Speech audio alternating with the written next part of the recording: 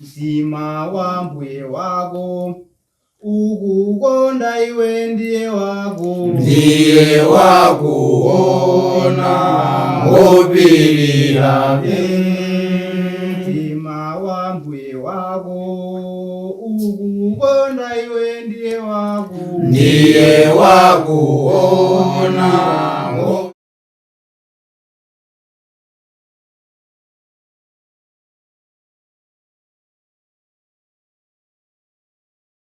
Tikulandireni omvera kuna kulikonse kumene muli pa programu ino yakudziwa Bible langa imene amakupatsirani ndi Lilongwe School of Biblical Studies imene ili ku Mitundu ku Lilongwe.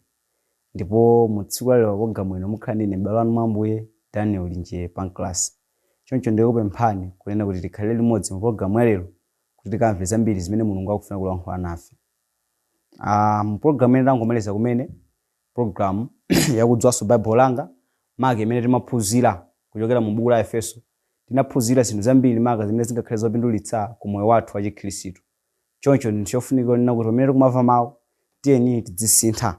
Mawuwo adzitisintha, adzikula mphamvu mwa ife, osati tidzigwira zimene tikuzidzonena kuti zizi ndizo zathu basi, zimene ndizosemphana ndi mawu a Mulungu.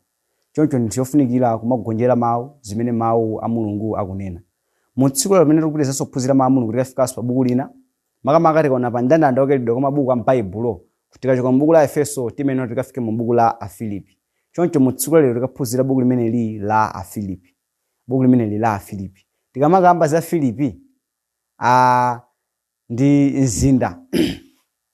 Mzinda umenewu sikuyamba kupeza dzina limene lakuti Filipi mu buku limene li la Afilipi. Koma ndi mzinda umene tikamawerenga kuchokera m'buku la Machitidwe a Atumwi timaona kuti Paulo analalikira ndithu uthenga wabwino kumeneku ndi Sila. Mulendo wake wachiwiri wa Paulo mtumwi wakulalikira uthenga wabwino anakafikanso kumeneku kuchani kumeneku ku Filipi. Ndizija timaona kuti mu buku la Machitidwe a Atumwi chapter 16 mu verse yake 11 kukalekeza mu verse yake ya 15 adabatiza Lydia komanso ndi pa banja pake. Tikamona buku la Machitidwe a Atumwi chapter 16 mu verse yake ya 16 kulekeza 24 timaona kuti Paulo anatulutsa mzimu kwa mkazi wina amene analozi bwebwe, mtsikana wina amene analozi bwebwe, ndipo mwachifukwa cha icho bwana wake amene amapindula chifukwa cha mzimayi amene anali ndi mzimu wazibwebwe anapeza kuti anawayika Paulo ndi Sila mu ndende. Atayika Paulo ndi Sila mu ndende, ali mu ndende muja ndi amene timamva kuti anali kuimba nyimbo, ndipo zipata za ndende zinatsekuka. Zipata za ndende zitatsekuka, uyo oyang'anira mu ndende adali nawo malingaliro onena kuti nkutheka kunena kuti anthu aja ndi kuwasunga aja athawa. Tsono mwa malamulo awo mu nthawi yawo zinazonena kuti ngati munthu ukwanitse kuthawitsa akapolo iweyo umaphedwa. Mwachifukwa checho anaona kuti zosafunika kunena kuti adzaphedwe koma angodzipha yekha adzaweruza chifukwa chonena kuti anthu andende aja athawa. Pamene anagwira mpeni kuti aziphe ndi pamene Paulo ndi Sila adamulankhula kuti usathawe, usachite zinthu zoopsazo pakuti ife tilimo muno sitinathawe ayi. Ndipo timaona kuti munthu ameneyu pamene anamva zinthu zimenezi anthu amenewa adamulalikira uthenga wabwino. Ndipo timaona kunena kuti mu Machitidwe a Atumwi yemweyo chapter 16 ku verse yake 25 kulekeza 34 timaona kuti munthu ameneyu adabatizidwa usiku omweyo. Atabatizidwa usiku omweyo ndi kuti anakhala mkhristu. Ndipo tiona kuti ku Filipi kuja walalikirako Lydia komanso munthu ameneyu wandende wabatizidwa. Choncho m'buku la Machitidwe a Atumwi lomwe tikamaphunzira timaona kuti daliponso nthawi amene Paulo ameneyu anazagwidwa ndi asilikali a Chiroma maka amene ankaphunzitsa mu kachisi ndikufika ponena kuti anapita ku Roma kuti aweruzidwe ndi Caesar. Pamene anali mu ndende kumeneko ku Roma kodikira kuti aweruzidwe ndi Caesar ndi kumene analemba kalata imeneyi ya Afilipi. Choncho kalatayi kwakulukulu pamene anayilemba kunali kungofuna kuwalimbikitsa Khristu kunena kuti nthawi zonse akuyenera kuti adzikhala okondwera. Talingalirani munthu ali ndende akuwauza Khristu kunena kuti chofunika ndi chani, nthawi zonse muzikhala okondwera. Mwa munthu amene Paulo mmene ntchito yake anayigwirira timakonetsamo kuphunzira zinthu zambiri. Tiye tikembeni kuona makamaka mu machapter amene akupezeka mu buku limene la Afilipi kuti inu ndine tingaphunziremo chani. Tikamuona chapter 1 cha buku limene la Afilipi verse yake 1 ndi verse yake 2 Paulo wangofotokoza ndithu kunena kuti iyeyo ndiye mulembi wa bukuli, ndipo akufotokoza kunena kuti anali ndi Timoteyo munthu amene amalemba kalata imeneyi. Akufotokoza ndithu kunena kuti pamenepa anali ndi Timoteyo. pali chinthu naso chochititsa chidwi imene machipeza makamaka mu mavesi awiri amene oyambirira zimene zimaonetsa kunena kuti mpingo wa ku Filipi umene ankaulembera kalatawu akuti unali ndi ndani kodi? Unali ndi abishopu kapena oyang'anira komanso atumiki. Ndiye udali ndithu mpingo waukulu. Lingalirani mmene buku lopatulika limaphunzitsira pa nkhani ya munthu pa zomweneza munthu kuti akhale m'busa. Kuti munthu akafikire zinthu zimene zija zimakhona kuti mpingo ndithu ndi waukulu mu chidziwitso. Chonchonso umene ukuonetsa kuti unali mpingo waukulu pokhala kuti unali nawo atsogoleri makamaka abishopu amene amadziwikanso kuti abusa kapena kuti oyang'anira mmenenso ena amatchulira kuti apasta ndi mawu ena ambiri.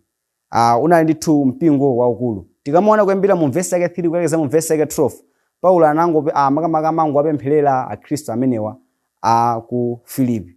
Ndipo tikamayamba kuwerenga mu vesi yake 13 kulekeza mu vesi yake 30 Paulo amafotokoza makamaka za mmene nyengo zake inyeyo zilili, za mmene inyeyo akudzimvera. Chifukwa chake tikawerenga mu vesi yake 21 analembapo kunena kuti pakuti kwa ine kukhala ndi moyo ndiko Khristu ndi kufa kuli kupindula. Verse 21 wangambanena kuti kwa ine kukhala ndi moyo kuli ndani kodi? Kuli Khristu. Ine kukhala ndi moyo ndi mmene Yesu Khristu amatani kodi? Amafunira. Ndipo kufa kwa ine kuli kotani? Kuli kopindula. Verse 23 ananenapo kunena kuti koma ndapanidwa nazo ziwiri, pokhala nacho chilakolako chakuchoka kukhala ndi Khristu ndiko kwabwinotu koposa. Akuti wapanidwa nazo zinthu ziwiri, makamaka chilakolako chofuna kuchoka kuti akakhale ndi ndani? Kuti akakhale ndi Yesu Khristu. Ndipo akuti ndiko kwabwino, ndipo chimenecho ndicho chilakolako choposa. Mu verse 24 kunena kuti koma kukhala mthupi ndiko kofunika koposa chifukwa cha inu. Akwazonso kuti ndipo ine kukhala mthupi ndikofunikanso koposa chifukwa cha ndani? Chifukwa cha inu. Ndiye pamene akukhala mthupi, pamene ali ndi moyo mthupi chonchi azikhala kumagwira ntchito yotumikira Mulungu. Ndipo akunena kuti chimene chinso ndi chinthu chofunika koposa. Koma tatiyeni tilingalireni makamaka mawu amene analankhula mu verse 21 amene akunena kuti kwa ine kukhala ndi moyo ndiko Khristu komanso kufa akuti kutani? Kupindula. Kodi mukuganiza kunena kuti chimene chinafikitsa ponena kuti Paulo akalankhula mawu onena kuti kufa kupindula ndi chani? Anali kuchita ntchito zabwino. Utakhala kunena kuti munthu ukuchita zoyipa, umamvetsa bwino za mawu a Mulungu, utha kuyiloza zonena kuti imfa yanga ine kungomwalira lero, imfa yanga ndiyosapindula. Chifukwa kuti chani? Panopa ndiri kuchita zoyipa, kumwamba ndikakhalabe mu moyo wanga wozunzika kwa masiku onse. Choncho pamene munthu amene amanena kuti kufa kupindula, zionetsa kuti munthu ameneyu anali kuchita zabwino. Kodi akhristu inu ndine m'masiku ano tili kuchita zabwino? Tingafike polankhula mawu amene Paulo mtumwi analankhula kunena kuti kufa kupindula? Akhristu ambiri amaopa imfa. Chimapangisa ndi chani? Moyo okhala ndi machimo. Munthu akhaza kunena kuti sumachita machimo, umafika imfa pomwe challenge kunena kuti chani? Ine lero nditafa ndikakhala malo abwino. Choncho pamene tikukhala mu moyo wa Khristu, tiyeni tisamaope imfa makamaka ngati tili kuchita ntchito zabwino. Kufa kuli kopindula ifuna kuti chani? Tikapumula kuzolemetsa za moyo uno, moyo wathupi. Komanso kukhala ndi moyo inde nkwabwino ifuna kuti chani? Timapitirizabe kufalitsa uthenga wabwino monga mmene Paulo ameneyu analankhulira mu mavesi aja amene tawaona. Choncho tikaonenso kuti mu chapter 2 analankhulapo chani cha buku limeneli la Afilipi. Chapter 2 cha buku limeneli la Afilipi makamaka amawalimbikitsa Khristu kuti azikhala mu umodzi. Tikamona mu chapter 2 mu verse 3 akwazonena kuti chani? Yesu ayese nzake otani? Womposa iye. Munthu ena alesa akuyena kuti adziyesa nzake kukhala womposa iye. Mtima umene ukakhala mwa Khristu ina aliyese umamangirira chikondi ndipo pamakhala mtendere pakati pa Khristu.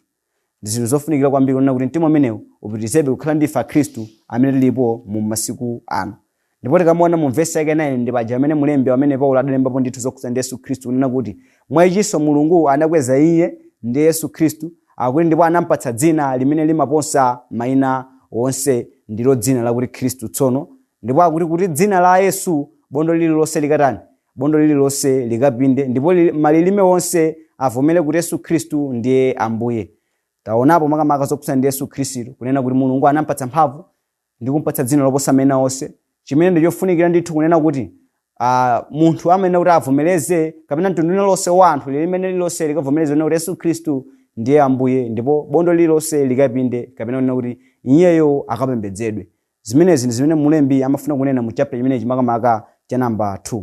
tikamaona makamaka chapter number 3 kuyambira mu verse yake ya 1 kulekeza mu verse yake 11 makamaka nangofotokozapo za kukamba zakale mmene zinatani kodi zinakhalira.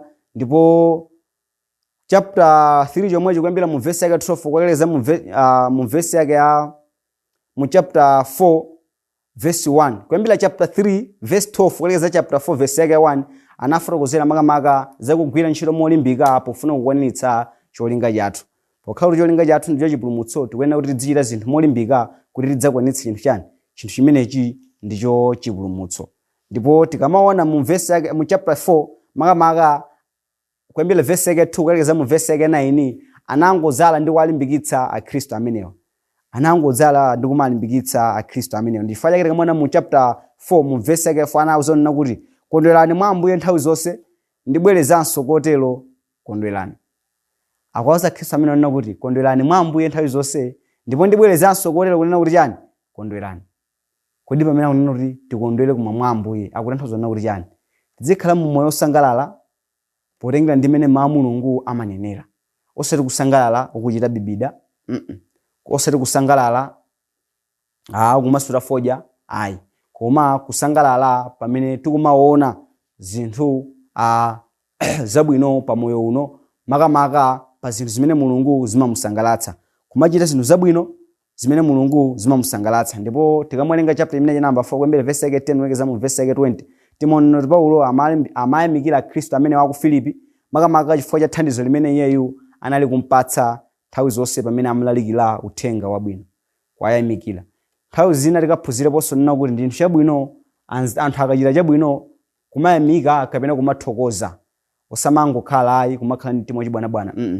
Anthu akachita zabwino ndi bwino kumathokoza. Timaona mu verse yake 16 pamene Paulo analembapo kunena kuti pakuti mu Tesalonika munanditumizira pa chosowa changa kamodzi kapena kawiri. Apa kwauza Khristu kunena kuti pamene ineyo ndinali mu Tesalonika, inuyo akhristu aku Filipi munanditumizira chosowa changa akuti kamodzi kapena kachani kodi kapena kawiri.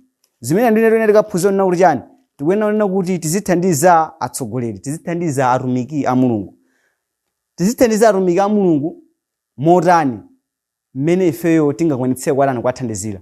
Munthu ukhoza muthandiza mwina kaya ndi chakudya kuti munthu amene akugwira ntchito ku nyumba kwake banja lake serani savutike, mwina utha kuthandiza ndi mayendedwe. Njinga iyi muzigwisa ntchito pokayendera kapena ndalama ndi mugwisa ntchito transport ngati choyendera pamene mupita kokali uthenga wabwino. Ukhazanso kuthandiza mwina nawenso ungonena kuti ndili ndi mpata mu tsiku lino ndifuna nanenso ndikalikire nawo machani, ndikalikire nawo ma Mulungu ndi inuyo. Ndi njira zambiri zimene tingakwanitse kuthandizira atumiki a Mulungu.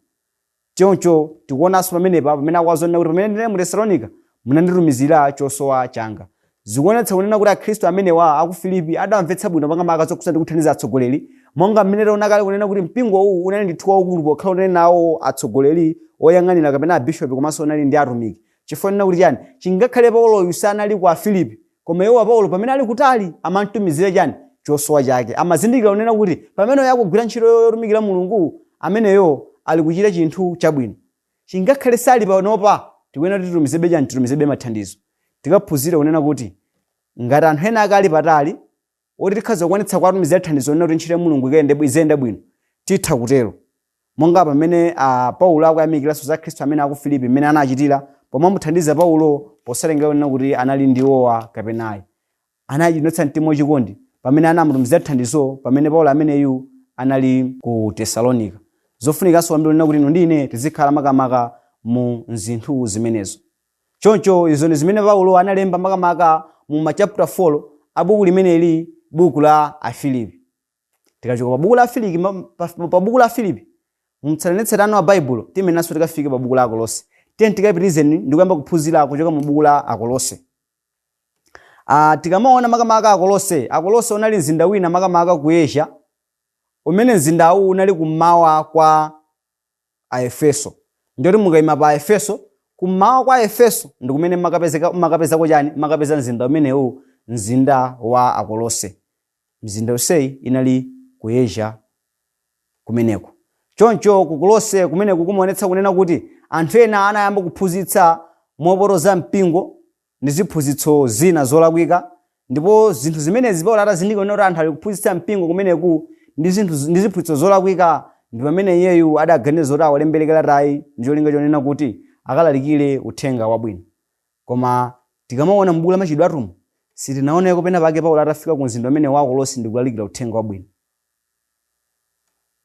Zitha kutheka kunena kuti Paulo ndi amene analalikira uthenga wabwino kwa Kolose, komanso zikhaza zotheka kunena kuti si Paulo amene adalalikira uthenga wabwino ku Kolose kuti mpingo wa Yesu ukakhale. Zitha kutheka chifukwa chonena kuti chani, si ntchito zonse zimene atumwi anachita, si ntchito zonse chabwino zimene Paulo adachita pakulalikira uthenga wabwino zimene zinalembedwa mu buku la Machitidwe a Atumwi. Mwachifukwa chacho zitha kutheka kunena kuti iye ndi amene adalalikira kumene kuti ukakhale mpingo, komanso zikhaza zotheka kunena kuti mwina si Paulo yemweyo amene analalikira kuti kumene kukakhale mpingo. Koma poti tonsefe tikakhaza ndife mpingo wa Khristu timakhaza kuti ndife anthu athupi limodzi, posatengera kuti mpingo waku unalalikira ndine ukakhale kapena usakhale. Mwachifukwa chacho tikuona kuti Paulo ameneyu ndi amene analemba kalata pofuna kwadzudzula kapena kuwathandiza atsogoleri mpingo umene wa Kolose umene anthu anayamba kumauphunzitsa zinthu zosiyanasiyana, zinthu osakhala bwino. Tikamaona makamaka nkhani zimene zinalembedwa mu buku la Akolose, theka la nkhani zimene zimapezeka mu buku la Akolose, hafu ya nkhani zimene zimapezeka mu buku la Akolose ndi zinthu zonena kuti zinalembedwa kale mu buku la chani, mu buku la Akolose. Choncho mwina pakukhala na kuti mizinda inali yoyandikana nkutheka kunena kuti anthu anali ndi mavuto awo tani, mavuto awo ofanana. Pachati kunena kuti mzinda umene wa Kolose unali kummawa kwa mzinda wa Aefeso. Choncho tikaonene kunena kuti mu chapter 1 cha buku limene la Akolose tingapezemo zotani, nanga ino ndine tingaphunzirepo zotani mu moyo wathu umenewu wa Chikhristu. Tikamaona chapter 1 cha buku limene la Akolose makamaka kuyambira mu verse yake aonekeza mu verse yake 2, tikaona kuti Paulo anangodzifotokozera yekha iyeyo kuti ndiye mulembi wa bukuli, ndipo ali kufotokoza ndithu kunena kuti anali ndi Paulo, anali ndi Timoteyo pamene ankalemba kalata ameneyo. Ndipo tikamembera mu verse yake 3 kuelekeza mu verse yake 15 tikaona kuti Paulo amawamikira kapena amathokoza akhristu amenewa chifukwa cha chikhulupiriro chawo chimene chinali pakati pawo, chikhulupiriro chawo komanso chikondano chawo. Chifukwa chake tikamaona mu verse yake 12 anawuza kunena kuti ndikuyamika Atate amene anatiyeretsa ife kulandira nawo cholowa cha oyera mtima. Verse 13 amene anatilanditsa ife ku ulamuliro wa mdima natisunthitsa kutulowetsa mu ufumu wa mwana wa chikondi chake. Apa tikuona zikuoneka kuti Paulo tsono ali kuyamikiranso Mulungu makamaka chifukwa cha zimene anachita pakutani, akuti amene anatilanditsa ife ku ulamuliro wa mdima ndi kutisunthitsa ndi kutulowetsa mu ufumu wa mwana wa chikondi chake. Ufumu umene kuti domene papawu ndiwo mpingo umene uja timaonanso pamene Yesu Khristu adalankhula makamaka zokhudzana ndi ufumu umenewu mu buku la Marko chapter 9 mu verse yake 1 pamene anakamba kunena kuti alipo ena akuyimirira pano amene sadzalawa imfa kufikira ataona ufumu wa Mulungu tatani utadza ndi mphamvu. Zimene ankauza atumwi aja kunena kuti alipo ena atumwi amene ali pano amene mwina sadzafika kuti afa kufikira ataona ufumu wa Mulungu tatani utadza ndi mphamvu. Ndipo timaona kuti munthu amene ankalankhula zinthu zimenezo anali ndi atumwi ake okwana 12, ndipo atumwi 12 aja timaona kuti amene sadakwanitse kuona ufumu utadza ndi mphamvu ndi Yudasi yekha. Fa pamene Yudasi sadafa mu buku la tikamona buku la Mateyu muja komanso mabuku ena othenga obwino timaona kuti pamene padasankhidwa anthu mwina mu buku la Machitidwe a Atumwi chapter 1 ndipo buku la Machitidwe a Atumwi chapter 2 ndi pamene mpingo ukatani, ndi pamene mpingo ukayamba. Ndipo tikuona kuti anthu onse aja adakwanitsa kuona ufumu pamene ukatani, pamene unkayamba. Choncho ndi zinthu zofunika kuti tonsefe tiyeni tizikhala ndi mtima ofuna kukhala mu ufumu umenewu, ufumu wa Yesu Khristu. Tisamakhale mu ulamuliro wa Satana, tisamakhale mu ulamuliro wa mdierekezi.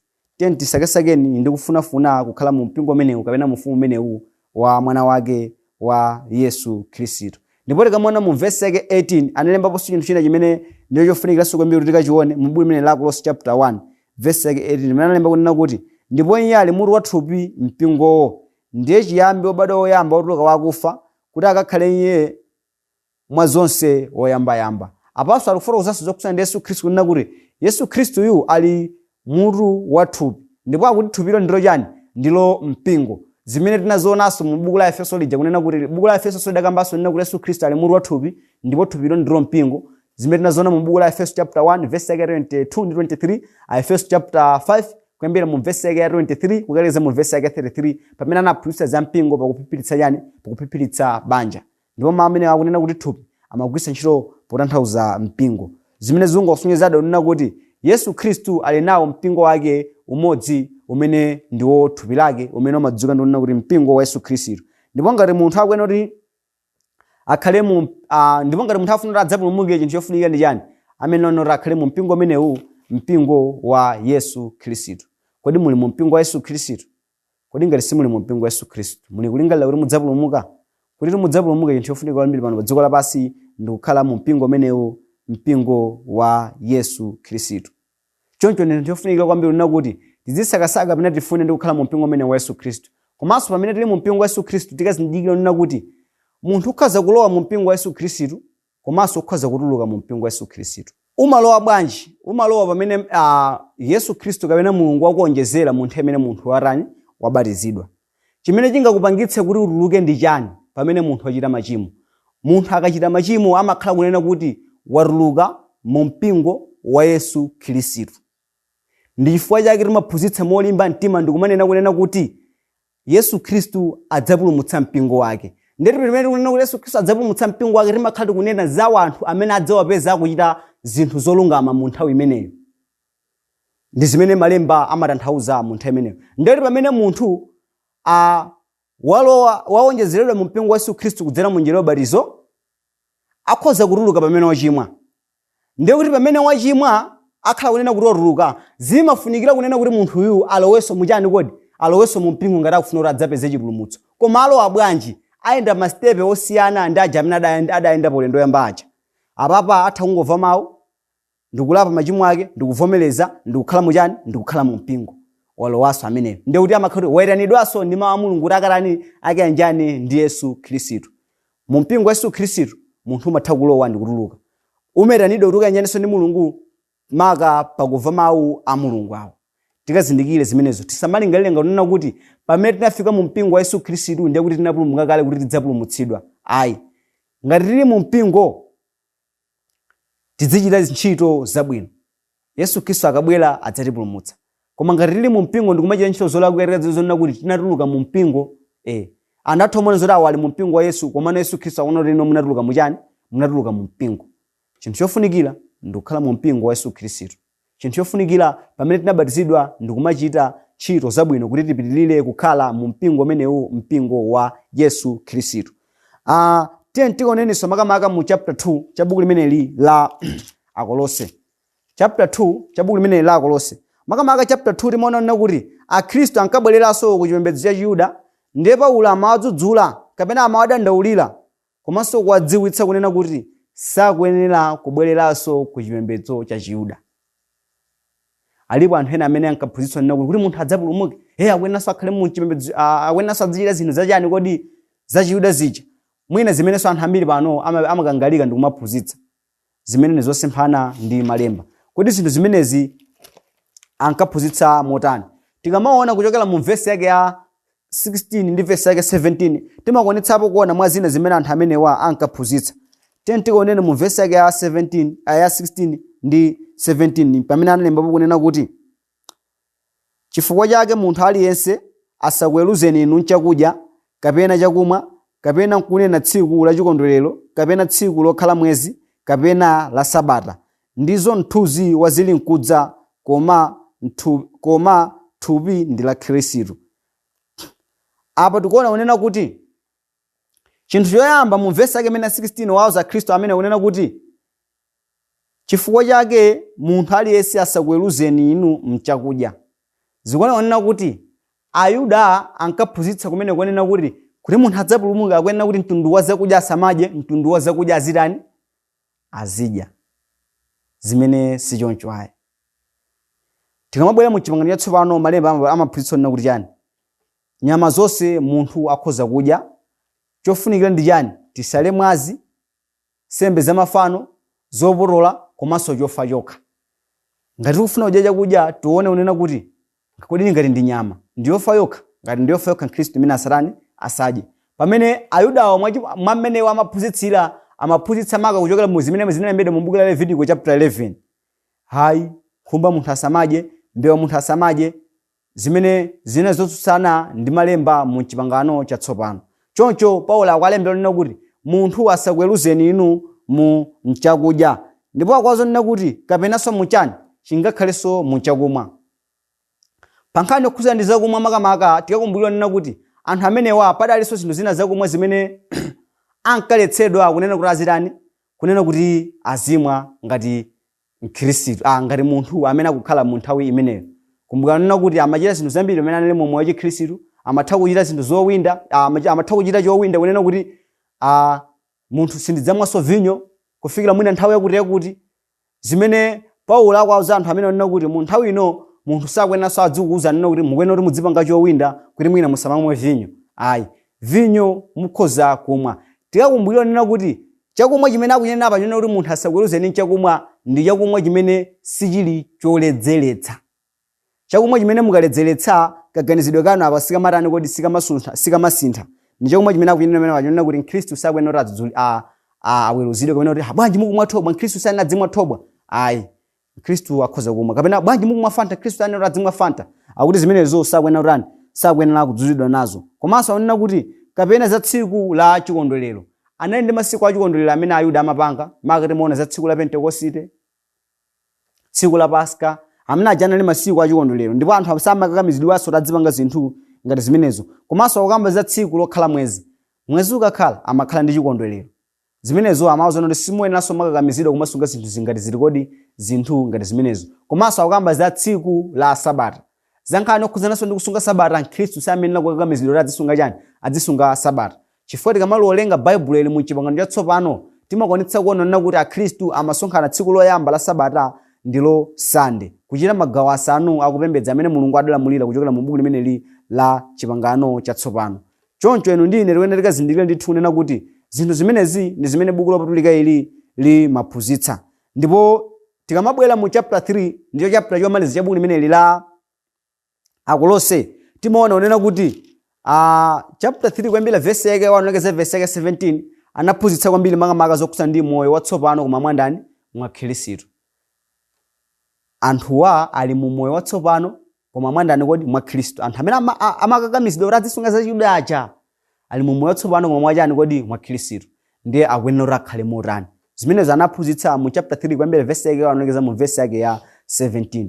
Tikamwerenga mu chapter 3 chimenechi kwambiri verse yake 8 lekeza verse 25 timaona nena kuti anaphunzitsa zokhudzana ndi banja la munthu, kunena kuti kodi banja la munthu limene nena kuti likhale bwanji. Ndipo tikamaona mu chapter 3 chimenechi cha buku limeneli makamaka buku la Akolose anangophunzitsanso kunena kuti akazi akuyenera azimvera amuna awo, komanso amuna akuyenera azikonda akazi awo, komanso ana akuyenera azimvera makolo. Ndipo mu verse yake ya 21 akunena kuti atate asamapute kapena asamapange zowayamba ana. Ndipo akapolo kapena anthu ogwira ntchito akuyenera azimvera ambuye wawo nthawi zonse koma mwandani kodi mwa ambuye. Ena timakhala ndi mafunso nena kuti tsono mu verse yake imene ya 18 akunena kuti akazi muzimvera amuna wanu.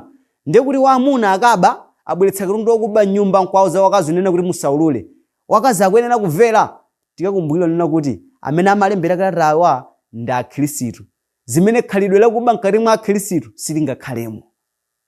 Choncho zosatheka kunena kuti Mkhristu akasamale za nkhani imene yonena kuti akaba ndi abweretsa chinthu chakuba nyumba ndiye ndi Satana kodi ndisaulule. Mchitidwe umene pakati pa Khristu sumayenera kukhalamo. Koma mwina zitotheka kunena kuti munthu nakwata ndi munthu nakuti si Mkhristu wabweretsa katundu wakuba, anthu abwera kudzafufuza umboni. Iwe chimene ungapange ndi chani?